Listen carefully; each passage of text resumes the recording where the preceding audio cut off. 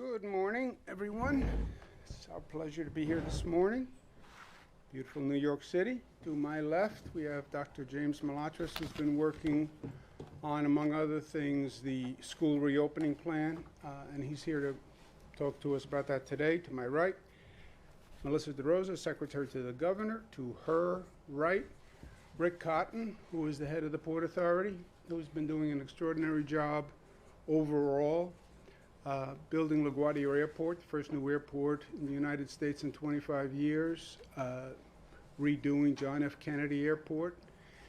And then if that wasn't enough, he had to deal with something called COVID, which obviously impacted the airports, and we are so lucky to have him, and I want to thank him very much for everything he's been doing.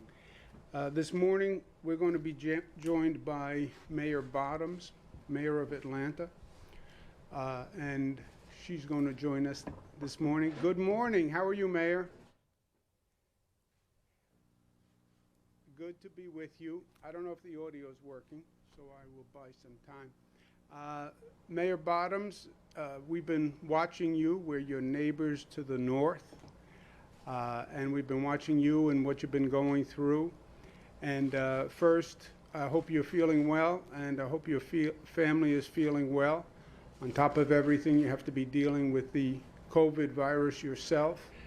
Then you have your hands more than full there. You have not only the COVID virus, but the other virus of racism and division and what was going on with Mr. Brooks. But we just want to tell you on behalf of New Yorkers, after what we've gone through, that you are exactly right, Mayor, what you are saying and what you are advocating. You know, it's no longer a question of theory or a question of politics. We have facts. We have data. We went through it here in New York. We went through it in a worst-case scenario. And it is about following the data and following the science and taking the precautions and doing what's right. It is about masks. Masks work. We can tell you that here in New York. We had the worst spike per capita on the globe, and we brought it down. And now you see these other states are going higher than New York. So those masks work. We were the first state to start mandatory masks April 15th. And all the science now says for sure masks make a big difference. One of the models last week, the IHME model, it's the Gates-funded model that the White House uses, actually projected 40,000 more Americans will die if we don't have a national mask policy. So it's clear. But we just wanted to tell you that we feel for you. We are all one. We're one community.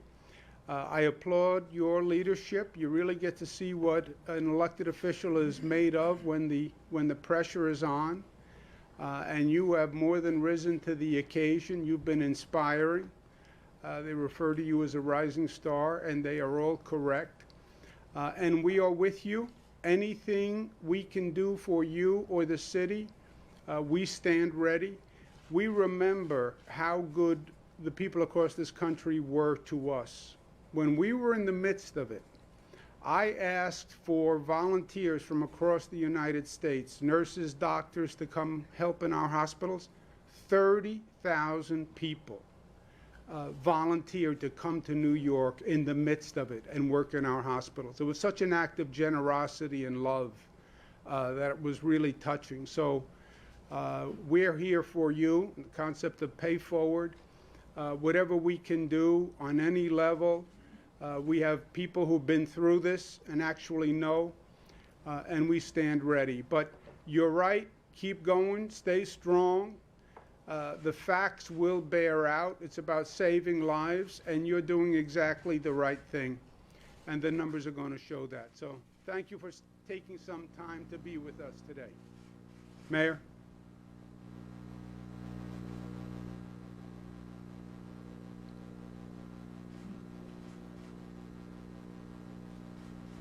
Across the country And at the beginning of this pandemic, my charge to my team was simple: God bless the child who's got its own.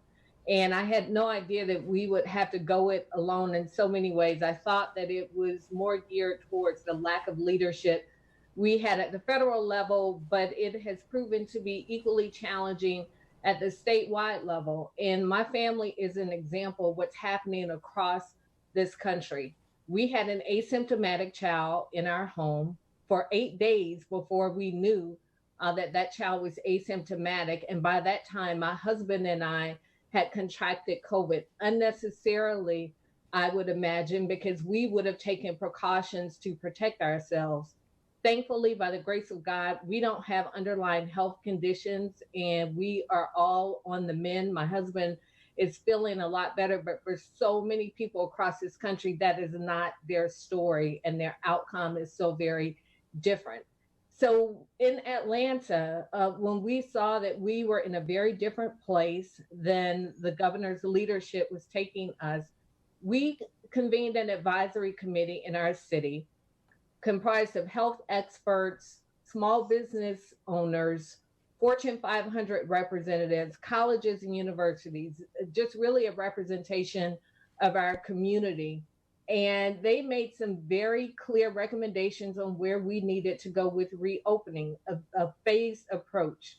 We had made it into the second phase, but given where we are, our ICU bed capacity is maxed out in some hospitals. By the day, we're getting closer to maxing out in others. Our numbers are ticking up. I look at the numbers daily. I am seeing numbers that I have not seen since April. As of yesterday afternoon, we were up almost 23% over a week's period of time. We're headed in the wrong direction.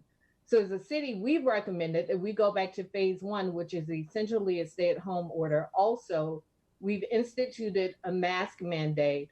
The benefit of that is one, us taking a very clear position as a city that we recognize that wearing masks help save lives, but also even in the world's busiest airport, Hartsfield-Jackson Atlanta International Airport, one of our largest job centers, we can also mandate mask there as well. And it's very simple. Unless we have a coordinated approach across this country, we are going to continue to unnecessarily watch people die. And what makes it even more frustrating and even more disappointing, we didn't have to look to Italy. We could look to New York, and you told us very clearly that if we didn't do things differently in our cities and states, we would find ourselves in the same situation that New York was facing. And unfortunately, you were correct because throughout the South, especially, we are getting there in rapid order. And so I thank you for your leadership. I know that as a city, in the same way New York was able to get to the other side, I know that we will get to the other side, but it is going to take us taking responsibility for ourselves and taking actions that look at data and science and not just our opinions. Right. Thank, thank you very much, Mayor. And you're right. The unfortunate and really frustrating point here is why did other states have to go through this? I mean, we knew what we were dealing with. New York went down the path before. We lived exactly this. Just learn from what New York did. Learn from the numbers, learn from the data. And we knew that if you reopen recklessly, the virus was going to take off again. If you're not doing precautions, the virus was going to take off. Now, New York's problem is we have the infection coming from other states back to New York. We're worried about our infection rate going up because of people coming from other states where the infection rate is higher. We have a cluster of cases in an upstate county called Rensselaer. People came up from Georgia, they had the virus, and they infected people in New York, and then it took off. So you're on exactly the right track. Anything we can do to help? We're at a stable period now. We have the virus way down low. We went from the worst infection rate in the country to the best infection rate, the lowest. So we have a little breathing space here. Anything we can do for you that you need, any help on the testing, setting up the testing and the tracing, that is so, so important.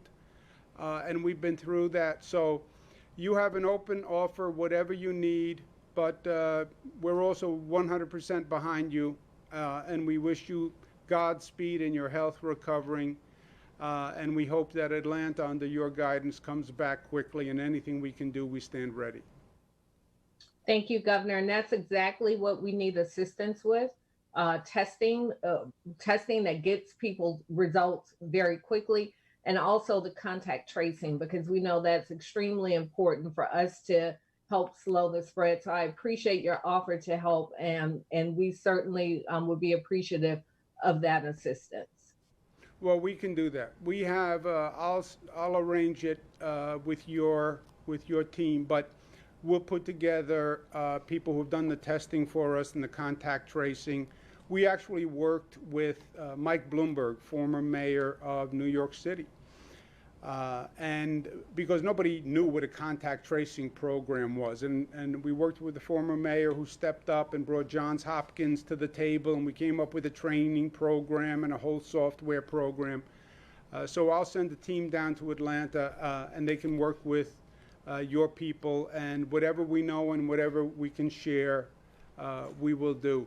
In the meantime, send my regards to the former mayor there who I worked with. Send my regards to all the people at Centennial Park.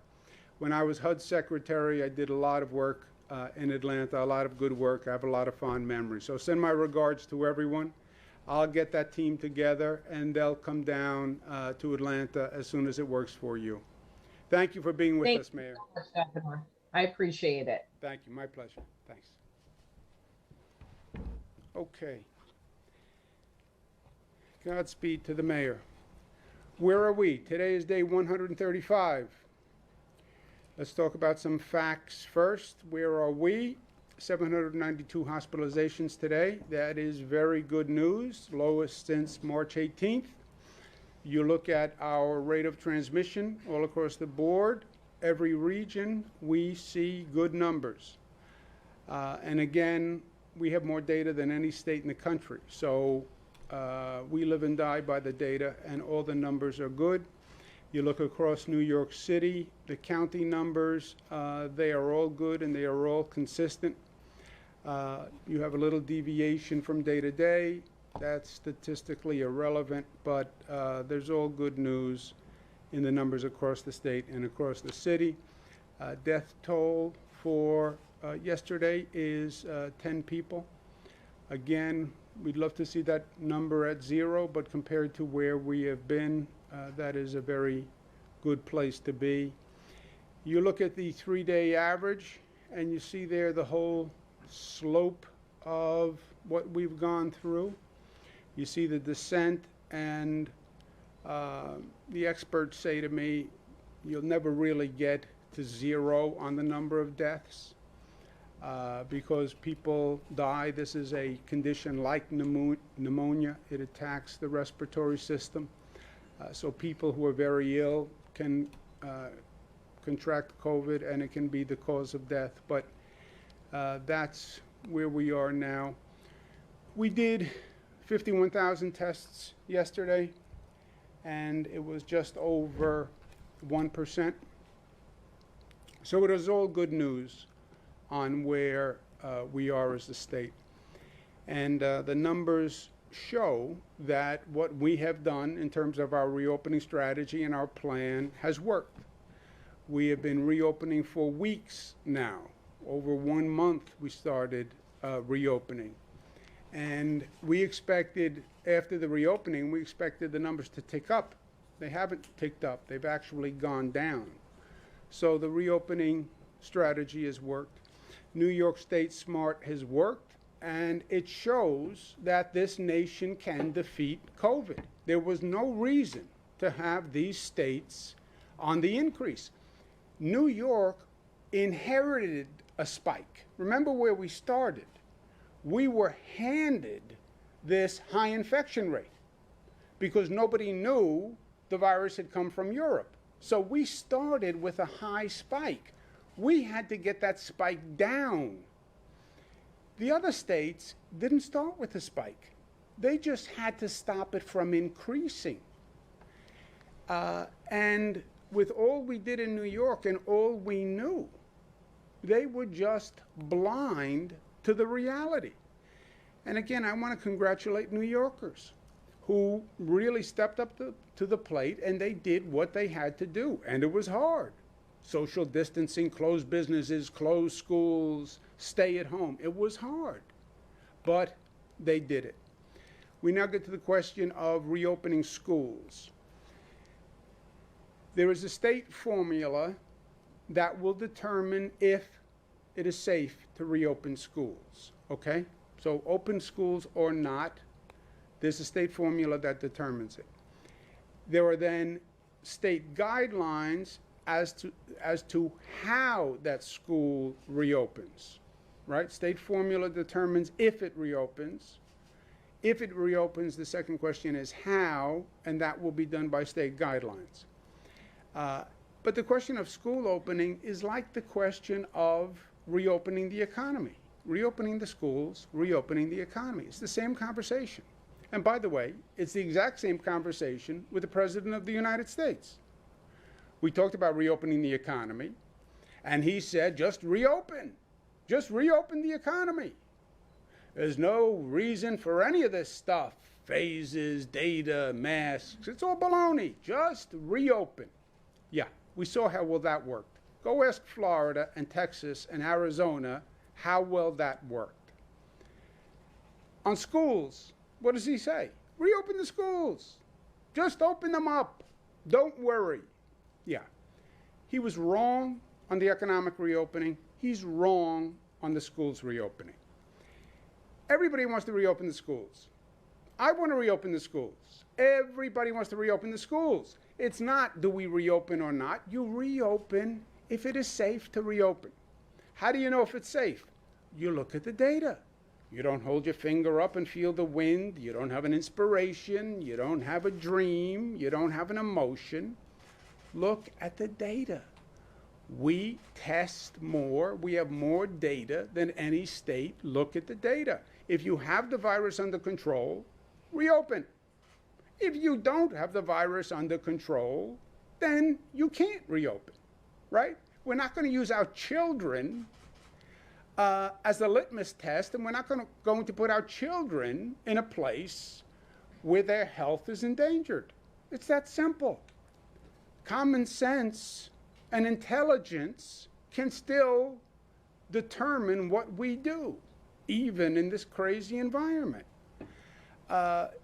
We're not going to use our children as guinea pigs. I say to the experts, it's very simple. If I'm making the determination as to whether or not I would send my daughter to school. If it's safe, I'll send her. If it's not safe, I'm not going to send her. And you can determine that by science. So the formula is this. Schools will reopen if that region is in phase 4 and the daily infection rate remains 5% or lower over a 14-day average. Okay? You're in phase 4 and you're under 5% infection rate. That means the virus is under control. That means it's safe to reopen. And then the schools can proceed to reopening in that region. Exactly how, you look at the state guidelines. This determination will be made the first week in August. Second question is, what happens if between the first week in August and the day school opens, the virus spikes? I don't want to be in a position where we made a determination August 7th and then the virus spikes, but we already said the schools are going to reopen. So the safety valve, there's a floor. Schools will close if the regional infection rate is above 9% on a 7-day average. Okay? So you get a green light, reopen in a region if you're in phase 4 and the infection rate is 5% or lower. If the infection rate goes over 9% on a 7-day average, that means the virus is moving rapidly and it is not intelligent to open. That's the green light and that's the red light, and it's the way we've done the economic reopening. It's purely on the numbers. Purely on the numbers. It's on the science. We'll make the first decision. We'll look at the numbers the week of August 1 to 7, the week because it's a rolling 14-day average. Different regions are in different positions on the 14-day average. Between August 1st, you get a green light on August 1st. Between August 1st and the day the school opens, we continue to monitor every day. And if the infection rate goes over 9, then we hit an emergency stop button. Okay? It's very simple. It's clear. Once you get a green light to reopen, then how you reopen, you follow the guidelines. And we leave it to the 700 school districts across the state to come up with the specific plan pursuant to those guidelines. We have done state health guidelines. The State Department of Education is doing state education guidelines, which will incorporate our health guidelines. We had a great Reimagine Education Advisory Council that did a lot of work to come up with the guidelines. Jim Malatras ran it for me. I want to thank them all very much for the good work they did. They're education officials from all across the state. They came up with guidelines that will say the districts have to have flexible plans, there have to be safeguards, they're prioritizing safety, maximizing available space, focusing on arts, career, technical education. They have to be innovative. How do you use remote learning? How do you use innovative models, best practices? And all the guidelines will be up today. We want masks and PPE whenever students or staff cannot maintain social distancing. Masks work. They work for children, they work for teachers, they work for everyone. We have social distancing, 6 feet separations. We have cohort structures in the guidelines. Guidelines on transportation, food service, aftercare, extracurricular activities. Every child and person entering will be screened. Tracing has to work in the schools, cleaning and closure procedures. That's all in the guidelines. And again, we've done the health guidelines, State Department of Education, which I do not run. It's a separate agency. They'll do the education guidelines incorporating ours. Well, then what's the bad news? All our numbers are good. All our numbers are good. Bad news is we have to keep them that way. And there are challenges. There are 2 threats. First is lack of compliance by New Yorkers. We get arrogant, we get cocky, weather's warm, the numbers are good. I heard the governor, he said everything was good, there's nothing to worry about. I never said there's nothing to worry about. I never said that. I said the numbers are good. I worry every day. Well, you just worry a lot. No, I'm not really a worrier by nature. The circumstances cause me to worry. We have to remain compliant. And the local governments have to do their job and enforce compliance. Well, it's hard with younger people. I understand. Well, some people don't like to wear a mask. I understand. Well, socially distancing is difficult. I understand. We have to do it. If you don't do it, the virus will increase. Period. Period. I mean, this is not my opinion. I'm not guessing. We know it as a scientific fact. That's the first threat. Second is the virus comes to New York. And this is a very real threat. And it is deja vu all over again. The first federal debacle was losing track of the virus that was supposed to be in China and not knowing it left China and it went to Europe and then it came here from Europe. And the federal government has now admitted this. It was one of the great federal blunders in history, cost thousands of lives in New York and billions of dollars. They just missed it. Yeah. It was a terrible miss and a terrible mistake. And it's what created the spike in New York. The second federal mistake is even after everything we went through, they allowed and pushed the other states to reopen recklessly, and you now have the virus out of control in other states, and it's going to fly back to New York. The first mistake brought it from Europe to New York. The second mistake will bring it from Georgia to New York and Texas to New York and Arizona to New York and the 38 states that see the virus going up. Both times, New York did nothing wrong. It was the federal government that caused our problem and then, frankly, wanted to have nothing to do with the solution. They caused the problem and then they said, you're on your own. Literally, you have 39 states that are now seeing the virus increase and come to New York. So we talk about the valve. I talk about the valve, the reopening valve, and we talked about monitoring it all along. You now have to add 2 additional measures or dials to the valve. One is now you have to watch the effect of noncompliance and make sure the local governments are doing their job. The second dial is now the effect of the national outbreak and people coming here to New York with the virus. Those are the 2 new complications that have been added to the mix. And look, it is the federal government because it is the federal government. Sometimes it is what it is. And this has been gross negligence. They have been denying the reality of the situation from the beginning. It doesn't exist. It's going to go away. By Easter, we'll reopen. When it gets warm, it will go away like it's a miracle. It didn't go away. There was no miracle. You denied reality.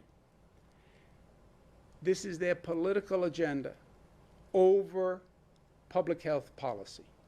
That's what this is. This is politically inconvenient in an election year. So deny it. Yeah. Except you are jeopardizing public health and you're losing lives by your denial and your political agenda. And then, when the federal government didn't step up and handle this, this was a federal crisis. Why is New York State or the state of Georgia or the state of California or any of these states handling the COVID virus? It's a national issue. The president did a federal emergency declaration. You know what a federal emergency declaration means? It means a federal emergency. You know who's in charge of federal emergencies? The federal government. That's why they use the word federal in all of those expressions. I was in the federal government. When there's a federal emergency, it's the responsibility of the federal government. They just abandoned their post and said it's up to the states. And by the way, they got offended when the states asked for any resources or help from the federal government. If they're not going to step up and address a problem that hurts every state in the United States, then what is the point of the federal government?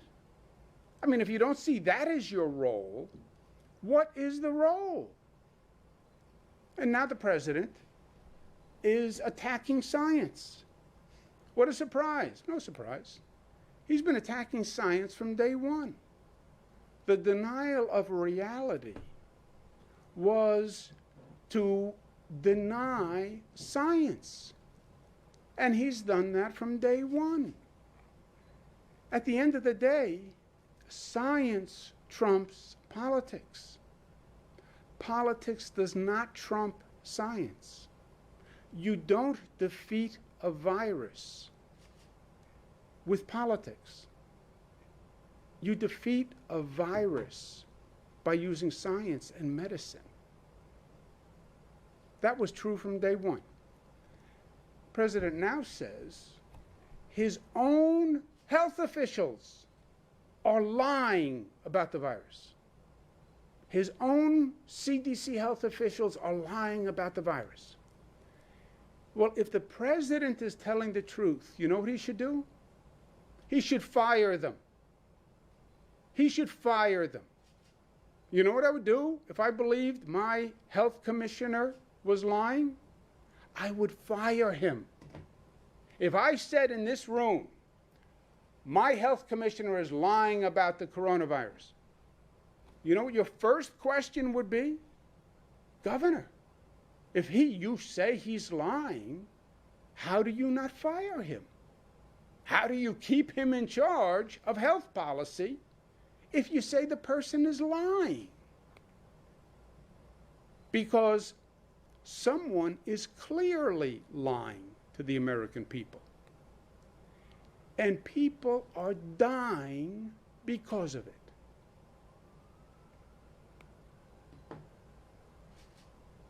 Trump's COVID scandal makes what Nixon did at Watergate look innocent. Nobody died in the Watergate scandal. Thousands of people are going to die in this COVID scandal. And that is all the difference in the world. You look at the facts.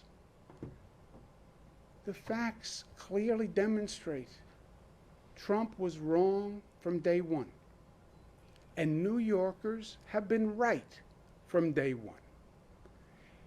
There's no argument. There's nothing to tweet about. The facts are in. The numbers are in. Look at the number of bodies. Look at the infection rate.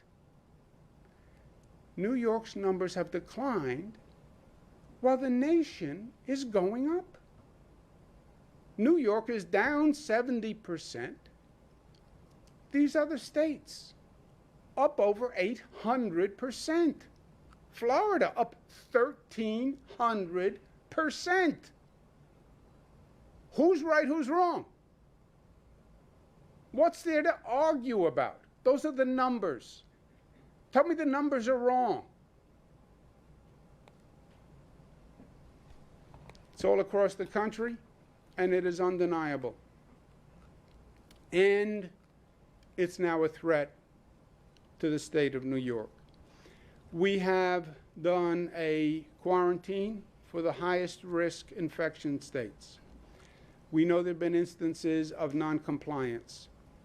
Noncompliance can lead to outbreaks. We're seeing it in Rensselaer County now, where people came up from Georgia. We're going to have the Department of Health issue an emergency health order today that will mandate that out-of-state travelers from the states that are quarantined must provide a location form before they leave the airport. The airlines will hand it out on the plane. It will also be available on the web. You can fill it out electronically, or you have to fill out the piece of paper on the airplane. You must give officials at the airport your form as to where you came from and where you're going before you leave the airport.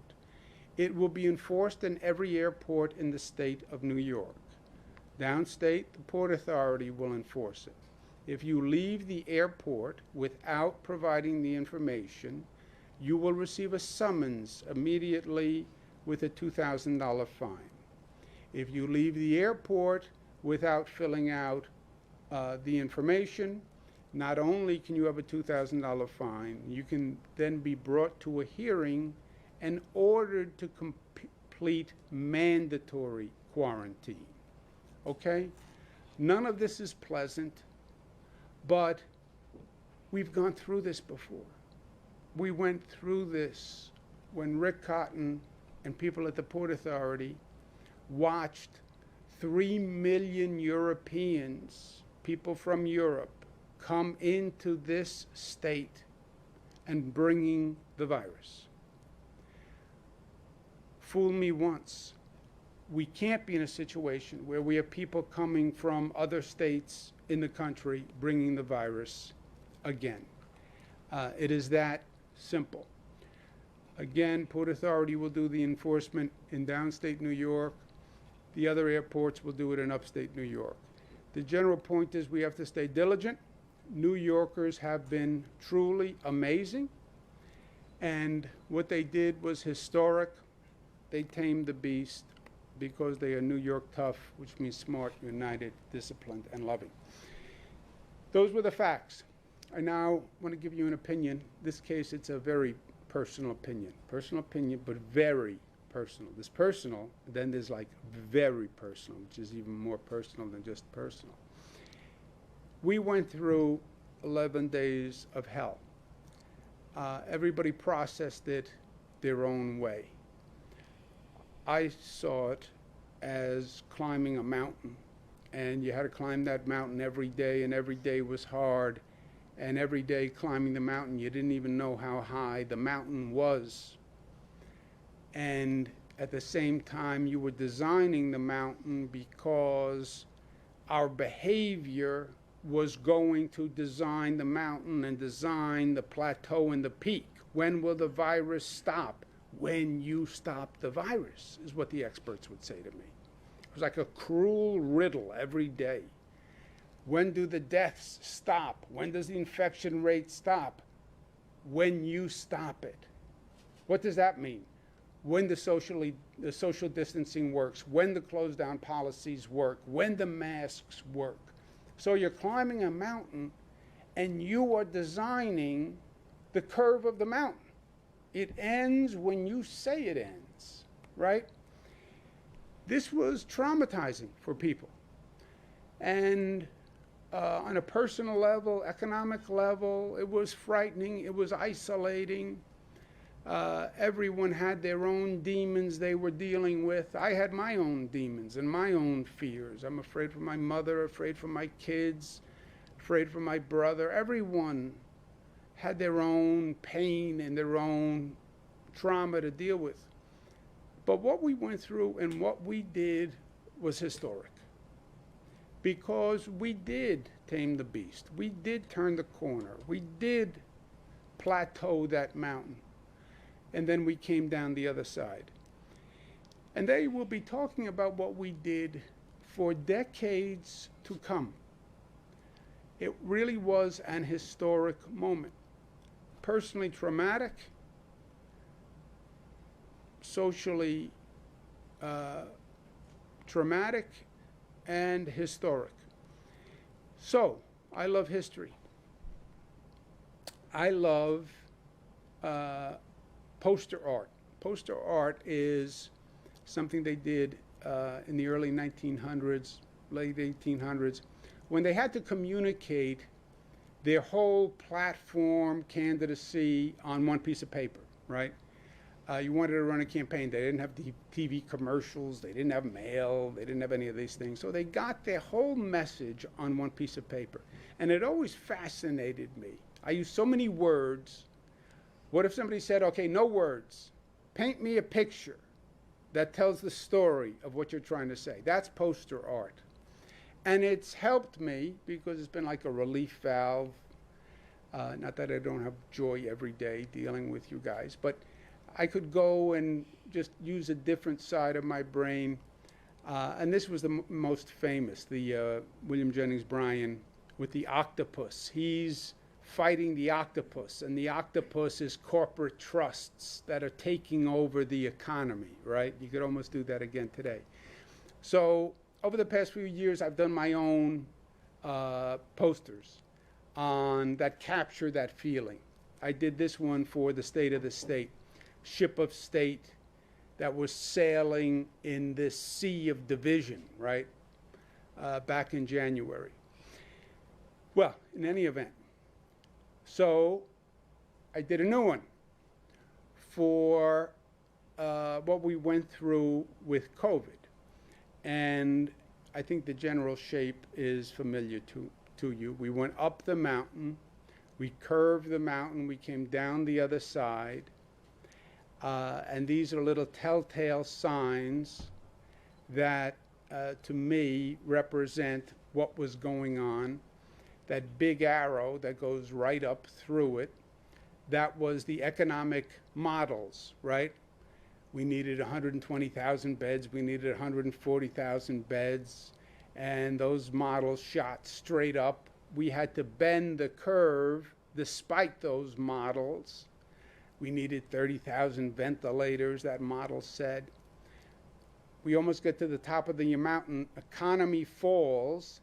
Get it? Economy falls like Niagara Falls, but then the economy drops, the economy falls.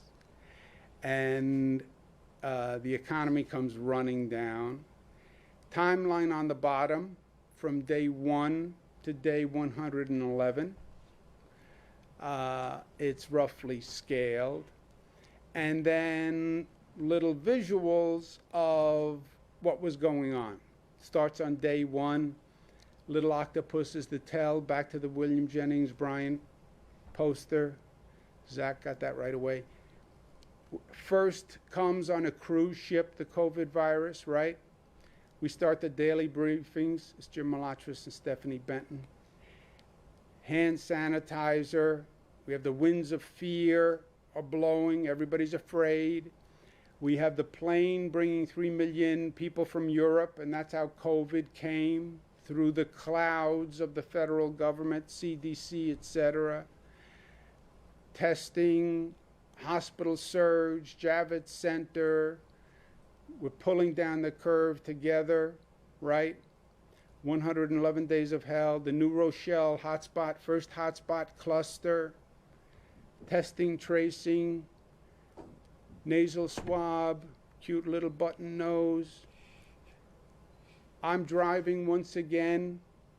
One of the few benefits of this. I get to drive myself now. Subway disinfection. We've turned the corner, mask up, social distancing. The sun is on the other side of the mountain. We just had to make it to the other side of the mountain. There's the man in the moon. It's just the flu. Phase 1, we're now coming down the other side. Boyfriend Cliff is there. Tell the people the truth, they will do the right thing. They made the boyfriend look like Zach Fink. I'm not sure why. Who's pulling down the curve? New Yorkers, healthcare workers, the essential workers, out-of-state volunteers. 30,000 people from out of state volunteer to come help us. I have my 3 daughters there. That's Captain. They have him a little paunchy. He's on a diet. He's not that bad, but he's on his way. Stock market reopens. We come down the other side. There's the briefing table. Out of state ban. Follow the facts. It's Arizona, Texas, Florida going up. Last little sign, caution ahead, caution ahead. We climb the mountain, we're down the mountain. Be cautious, what we're talking about today. Do compliance, watch people from other states.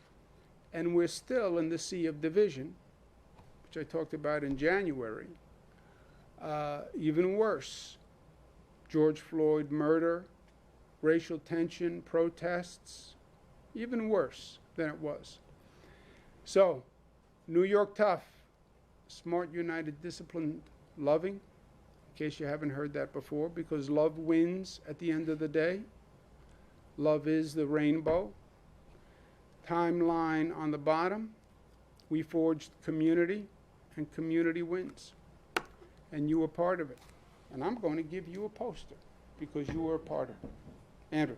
Governor, 2 questions. First, I thought you had indicated at the end of last week that you yourself might travel to some of the other states went to one of these states, did you self-quarantine? No, essential workers don't have to self-quarantine when they come back. I'm an essential worker. Second question has to do with your threshold. I think I'm an essential worker. Some people would say I'm not that essential, but For your threshold for schools, you talked about the percentage testing positive with the floor being 5% and the ceiling being 9%. Given that New York is somewhere around 1% right now, if you're below it, but up to somewhere around 4% at the time you're making the decision, and maybe Jim wants to weigh in on this, might that be an alarm bell right there? yeah, well, look, yes, you can follow the number. That's what's nice about this. There's no politics, there's no personal opinion, there's no vagary. Look at the number. You're at 1%. Okay, as long as you don't go over 5, you have a green light. If you see 2, 3, if it's a consistent basis, then yeah, start to worry. Because if the number's going up, the number goes up. And if the number goes over 5, you hit the red emergency button. So if you see 2, 3, 4, yeah, you're probably headed for 5, unless you do something very dramatic very quickly.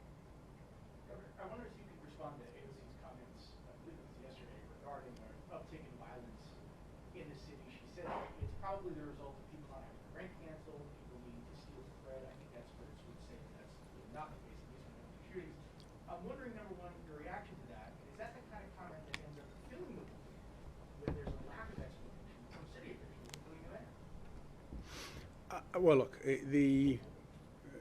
an incorrect, I don't know what she said, so I have no comment on what she said, but people have theories. An incorrect theory doesn't wind up being correct because there's a void.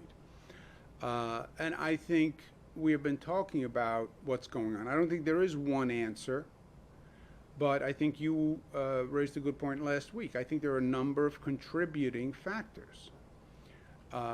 And you put all those factors together, and that's what you're seeing going on. There's no one factor, and that's why it's a little more complicated. You know, in politics, they want to be able to say it's just this. It's not just this. There are a number of factors. But I don't think, you have violent crime, which is murder, etc., more than robbery, I think the violent crimes have been more drug-related, etc., on the facts. Yeah. On the rent issue specifically, though, as I'm sure you all remember, the governor did an executive order back in March that said there couldn't be any evictions on commercial or residential rent through June. We then extended that for anyone who was COVID hardship related through the end of August. In the interim, the legislature passed legislation that said that you can't be up for any rent evictions during this crisis, which is a bill that we signed, I think, a week and a half ago. And so I'm not sure how it could square that it's people that are concerned, like not able to pay the rent, when right now there are no evictions on the table legally. So. Yeah, it is factually impossible that somebody committed a crime so they could pay their rent. If you can't pay your rent, you cannot be evicted right now. And if I could just ask about the nursing home report, I want to get your response to criticism that it wasn't independent. Maybe Jim can weigh in on this also. Specifically, one of the issues they raised was that it did not include deaths in hospitals from people who were nursing home residents. Does that make bad data going into the report, and therefore the report doesn't have good data coming out? They use the publicly reported data, and the curve shows what the curves. The facts are the facts. So I think it didn't material impact the overall outcome, which was the timing of the fatalities happened well before any of the admission policy. That the workforce itself was a driving factor because that's when the infections came in early on. So those material facts would not be changed one way or another. But we're basing it on the public. The Department of Health was basing it on the public data that everybody has. It's where you count the death, Zach. If the person goes into the hospital, passes away in the hospital, we call that a hospitalization death, as opposed to trying to trace how long did the person have to be from the nursing home into the hospital, or you'd have to do it the other way, back it out of the hospital deaths, increase the nursing home, and reduce the hospitalization. But, you add the two numbers together, it's the number. There's testing supplies and PPE are increasingly in short supply nationwide. how much progress has New York hospitals made towards realizing that 90-day goal that you set in early May to stockpile PPE? And how does that 7-state consortium you also announced about that time play into that? The consortium is more of a longer-term production mode. If you put those states together, can we manufacture our own? And does one state have the capacity to manufacture masks, and one state have the capacity to manufacture gowns, and one state have the capacity to manufacture the reagents for the testing, et cetera? The 90-day PPE is going to be a firm regulation. They must have 90 days of PPE in supply, period. There's no wiggle room on that. We gave them a period of time to ramp up. There's a cash flow issue, storage issue, et cetera. But everybody has to have 90 days of PPE in their own stockpile. Lesson learned. And that's a state reg. Any idea how many days an average hospital in New York or New York City would have on hand at this point? They should have 90 days on hand now, or they would have had to get a waiver from the Department of Health because they didn't have the cash flow or something like that. But I've not heard of anyone getting a waiver. And to the governor's point, and it's the 90 days at the highest burn rate, which is the requirement at the peak of a new wave or something like that. And we're tracking this. Many of the hospitals, we track it regionally as well, have more than 90 days. They've actually gone extra cautious. Some have 120 days worth of materials. So we're tracking all of that. I don't know of any waivers either, but we'll check on that. That did not apply, Zach, to testing equipment. That was only hospital PPE. Governor, Christie would like to suggest two things. What is your response to seeing the 0 deaths in New York City for 24 hours that you said might be impossible to see 0? That's potential at the state, you think? And also, does the state plan to provide financial resources maybe for schools that won't be reopening? Yeah, what was the second question? If the state plans to provide financial resources maybe to school districts that won't be opening the fall and have to do e-learning and plan to provide extra resources. Yeah, I don't think the state funding formula goes by legislation now. It's a set formula for every school district in the state, 700 school districts. I don't think there's any variance in the law that would allow you to shift funds from one school district to another. On the death rate across the state, look, it is very, very good news. That's why I literally say congratulations to New Yorkers. We followed the data. We have a model that worked. It worked all across the state. It is working. We are reopening. The other regions outside of New York are even further down the road on reopening.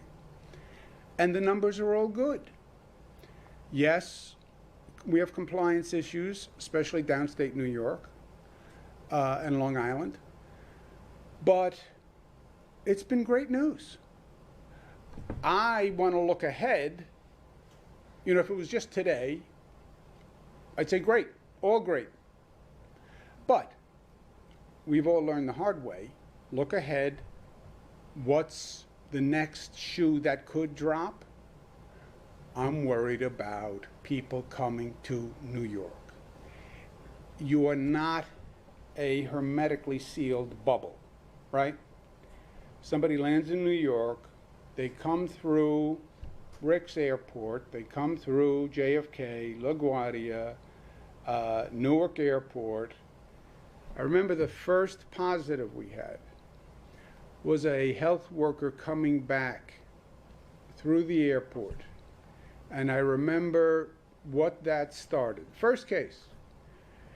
What Uber did she get into? Who at the gate did she say hello to? Where did she pick up her bag? What Uber driver? Who did she shake hands with in her hotel lobby? You know, it came in through the airports. It will come in through the airports once again. Concerning the new nature if or when applied for offices and retail locations, do you believe this might eventually pave the way towards an extension of the 50% capacity limits? It could. Look, the air filtration to me, when we talk about being smart, right? What have we done in New York? We've been smart. Why? Because we're smart. And common sense. Look at everything you can. This air filtration is a major function. It's not the most sexy of functions, and you won't hear many governors talking about air filtration. But you have a filter that can filter out the COVID virus? Wow. Why aren't you using it? We then ran into all sorts of complications. This HVAC system fits it, this doesn't, etc. But we put out guidance. The HEPA filter is the best for those systems that can take it. Otherwise, you have to have a MERV 13 for a large congregate setting is the best, or down to a MERV 11. That's the floor and the ceiling, if you will. But I'm excited about the possibility, and we'll see how it goes. If the infection rate stays down, then you're going to see us continue to increase the capacity. And if the air filtration is one of those devices that keeps the infection rate down, great. Where are you going to apply to the? Sorry? Where are you going to go to one of these other states maybe? Yeah, we're talking to a few states, and we're seeing what they need and the best way to get it to them. I was listening to the Board of Regents meeting this morning. They were discussing those guidelines that you mentioned. And a lot of concerns came up about making sure kids are on the same page if they're learning in a part-time or a hybrid model. How much is this something they need to be preparing for on the state level? Yeah, I don't know what you're listening to, what they're saying, or what it actually means. So we'll see what guidance they put out at the end of the day, and then we'll take it from there. Sir? Circle back to the reason not to take gun violence in the city.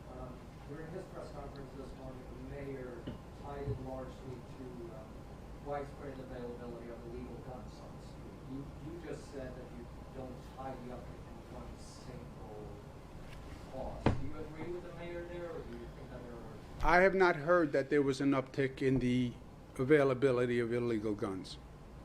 Is there? That's what the mayor pointed fingers at when he was talking about the reason that. I haven't heard of that. Have you heard of that? No, and I would just caution that last week it was bail reform, and it was the chokehold ban, and it was Rikers, and then it's rent, and now it's this. I think that this is a really complex issue that is really incredibly important to the safety of the people of New York, and that people should refrain from tossing around theories with no facts behind them.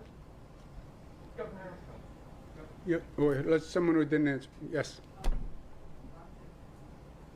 Last week you said, if I'm next time, I would like to be on this side of the table. And I'm a very educated question. If you were here, two parts of question. What would you ask under Governor Cuomo, and what would you ask Andrew Cuomo? Oh boy. I would ask Governor Cuomo, did you really design that poster, or did somebody else design that poster? Was that really you, or did somebody else do that? I would say, if the answering is me, I would say yes, I designed it. I resent that question. I don't like the implication of it. I think it was personally derogatory and hostile. So yes, I said I designed it because I designed it. What would I ask Andrew Cuomo, separating him from Governor Cuomo? I would ask Andrew Cuomo, how are you doing through all of this? And when you look back, what do you think? On a personal level. I would say that's a personal question, and I think it's inappropriate to ask me at this venue, and I'd get a little defensive. And then I would say, I think at the end of the day, we will actually be stronger as a society for what we went through. I think my family is stronger as a family for what we went through. I would say it was the hardest thing I've ever done in my life. I think it was the hardest thing a lot of New Yorkers did. But I think I am stronger for it. I think my family is stronger for it. I think we're stronger for it as a society. On the theory that that which doesn't kill you makes you stronger. I just hope we never have to go through it again, and I hope this nation gets the message and those other states get the message, so we save lives in this country. And if they follow what New York did, we will save lives. And nothing is more important than that. Thank you, guys. Thank you very much. Any thoughts on using convention centers or other Thank you. other spaces